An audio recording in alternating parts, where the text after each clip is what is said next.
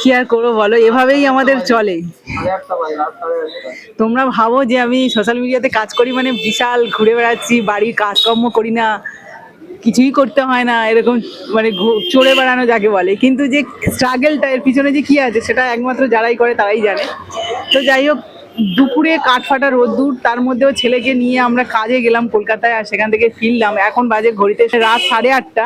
এখনো পর্যন্ত আমরা বাড়ি যেতে পারিনি, এখনো বাড়িতে স্টেশনের কাছে বসে রয়েছি। তো আরো সকাল 8টার সময় বেরিয়েছি।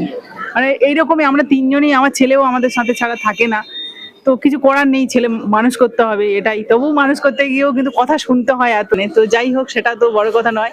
তো মানে এই যে কষ্টগুলো, তোমরা ভাবো যে অনেকটাই মুখ খুলে হেসে কথা বলছি, অথচ বাড়ি থাকলে মুখটা ভার হয়ে থাকে, অনেকের সেটা ভাবনা চিন্তা থাকতে পারে। কিন্তু যে কষ্টগুলো, সেগুলো প্রকাশ করা যায় না, কতটা কষ্ট হয় সে কষ্ট যদি বুঝতো তাহলে মানে আমাদের যারা সোশ্যাল মিডিয়াতে কাজ করে তাদের প্রত্যেকেরই এই সমস্যাটা হয় বলে আমার মনে হয়।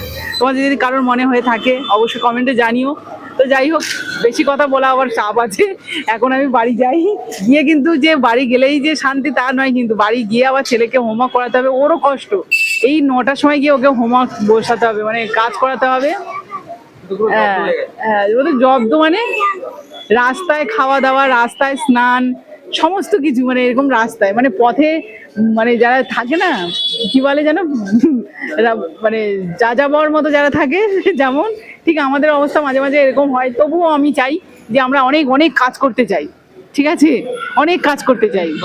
না, আমরা সত্যি এত ক্লান্ত, এত কিছু দেখতে পাচ্ছ আমাদের, তবু আমরা চাই আরো বেশি বেশি কাজ করতে। তো দেখা যাক কত কি হয়। তোমাদের আশীর্বাদ ভালোবাসা থাকলে অবশ্যই কাজ করে যাব এইভাবে, যতদিন হাত পা থাকবে ততদিন। চলো এখন বাড়ি যাওয়া যাক। বাড়ি যাবে তো নাকি? বাড়ি যাবে তো? সারাদিনের পর বাড়ি যাবে ও।